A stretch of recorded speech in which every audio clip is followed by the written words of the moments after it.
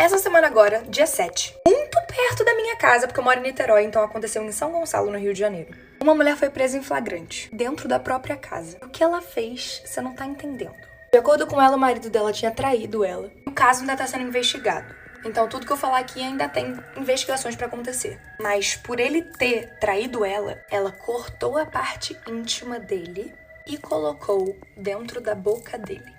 Uma das coisas mais loucas pra mim é que tem gente nos comentários de posts falando sobre isso. Pessoas falando que não julgavam ela, não julgam ela. E que ela tava certa em mutilar o marido dela. No caso, o ex-marido. Mas aí eu te faço uma pergunta. Você acha que a mulher tá certa ou errada? O dia que eu vi um homem em cima do meu telhado de madrugada. Tava eu lá bebendo que só peste no São João da minha cidade, em pleno ano de 2018, açucena com o rabo cheio de cachaça. Bebi tanto que o efeito da cerveja me dopou, né? Aquelas coisas. Eu digo, meu avô é dormir. Era mais ou menos 4h30 da manhã e tava eu e minhas amigas voltando lá pra casa. Só o farelo, menino. Aí pronto, bati o banho e fui dormir. Quando pensa que não, umas 2 horas depois eu abro o olho, a peste do homem em cima do meu telhado de madrugada. Eu digo, que merda esse homem tá fazendo aí? Poxa, ele vai arrombar minha casa, quer ver? Levantei na maior agonia do mundo sem saber o que fazer. Não sabia se acordava meus pais ou falava com minha amiga, que por sinal tava apagada, mas eu decidi acordar ela, né? Nem esperei a coitada abrir o olho e larguei a bomba. Eu digo, amiga, acorda que nós vamos morrer. Rapaz, que a bicha deu um pinote. Aí eu tentei acalmar ela, falei que era pra ela ficar dentro do quarto trancada, que eu ia dar um jeito. Eu não tava preocupada com o fato da minha casa estar sendo invadida, mas sim como eu ia acordar meus pais pra falar isso. Bati na porta de mansinho e meu pai abriu. Começou a me perguntar o que tinha acontecido. Aí, pra ele não tomar um susto, eu falei de maneira bem simples. Não é nada demais, só tem um homem em cima do telhado. Quando eu acabei de falar que tinha um homem em cima do telhado, meu pai saiu, rastou a marreta, menino, e foi pra cima. Eu digo, pronto, agora o pau quebra. Enquanto essa novela acontecia, eu percebi que minha mãe tava já pra acordar. E isso tudo com minha mãe acordada ia piorar até 100%. Aí pronto, ela levantou já perguntando o que diabo tava acontecendo. Aí eu, de maneira bem leve e calma, falei, besteira, mãe, só tem um ladrãozinho em cima da casa. O quê? Eu digo, pronto, agora vai começar o desespero. Já começou a piscar de um olho só. E começou a gritaria, começou a chamar por Deus. E lá vai pressão pra casa de não sei onde. E ai, meu Jesus, cadê Júnior, cadê Júnior? Enquanto isso, eu tentava acalmar ela, sabendo que não ia adiantar. Daí a pouco meu pai volta falando, Açucena, não tem homem nenhum não em cima de telhado. Eu olhei pra cara dele e disse, tem sim, que eu não tô ficando doida, eu vi pela minha janela. Daí a pouco meu pai respira fundo e disse que no meu quarto não tinha janela. Eu digo, oxe, é mesmo. Rapaz, aí eu comecei a raciocinar, eu digo, meu Deus, foi coisa da minha cabeça. A minha mãe já levantando do desmaio e eu fiquei a noite toda sem entender o que foi aquilo que tinha acontecido. Até eu descobri que eu tinha tido um onirismo, que é um conjunto de alucinação que você tem, sabe? Que você tem alucinação, vê coisa, é coisa do diabo mesmo, sabe?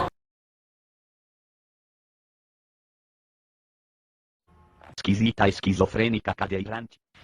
Fada, vagabunda, estranha, chata, pobre, desgraçada, prostituta, rapaliga, esquisita, esquizofrênica, cadelante, feia, aleijada, alopada, atropelada, bula, idiota, cachorra, cadela, blaze de alho, fedida, otaka, filha da puta, desenelada, História de quando eu fiz todos os garotos da minha escola se apaixonarem pelo meu fake. Pra vocês entenderem toda a história, eu e minha melhor amiga decidimos criar esse fake pra testar o cara que ela tava ficando, pra ver se realmente ele era fiel a ela. Então a gente criou uma conta, achamos uma foto de uma menina bonita e começamos a postar.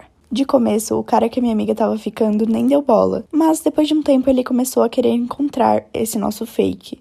A gente inventou uma desculpa e paramos de responder ele pelo fake. Depois de um tempo, minha amiga inventou uma desculpa e terminou com ele. Mas ela esperou o tempo suficiente para ele não descobrir que o fake era nosso.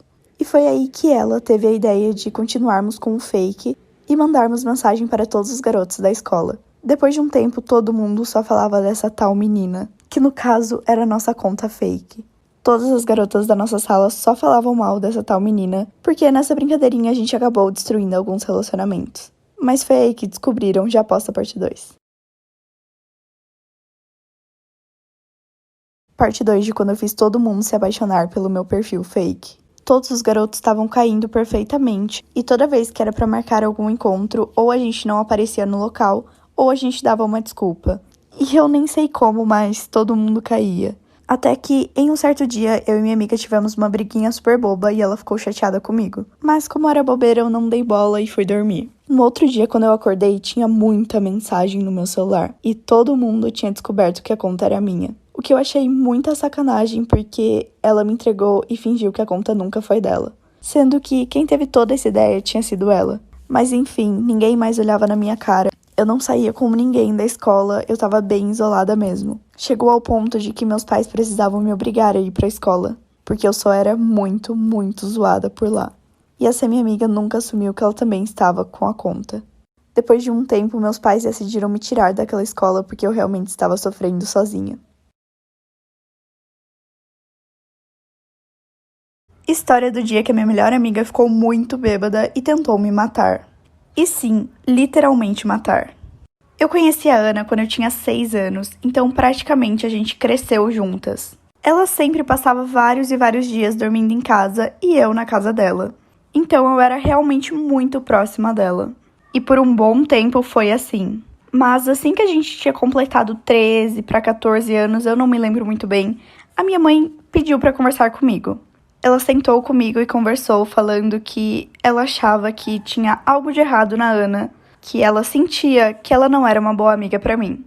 Na época eu fiquei muito irritada, briguei com a minha mãe e nem dei bola para isso. Mas é aquilo, né, gente? As mães sentem. Um dia depois do meu aniversário de 15 anos, eu e a Ana saímos para beber, já que a gente nunca tinha bebido nada, então decidimos ir juntas. Mas foi aí que começou a ficar bizarro, já após a parte 2. Essa é a parte 2 de quando a minha melhor amiga tentou me matar. Então, nesse dia específico, a gente se arrumou juntas. Nossa, eu lembro que a gente estava muito animada para isso. A gente foi encontrar nossos amigos, ficamos lá, bebemos bastante. E assim que eu vi que eu iria passar mal, eu parei de beber. Mas a Ana não fez a mesma coisa, ela continuou bebendo e bebendo. Então, como ela estava muito mal, eu decidi que iria levar ela para minha casa, para ela não ter que voltar para casa dela sozinha. Assim que chegamos lá, minha mãe percebeu o que estava acontecendo e ficou muito brava comigo. Ela estava tão brava comigo que ela começou a me xingar na frente da minha amiga e falou que não suportava que eu andasse com a Ana. Disse que ela era invejosa, que ela tinha certeza que todas as minhas coisas que sumiam era a Ana que pegava.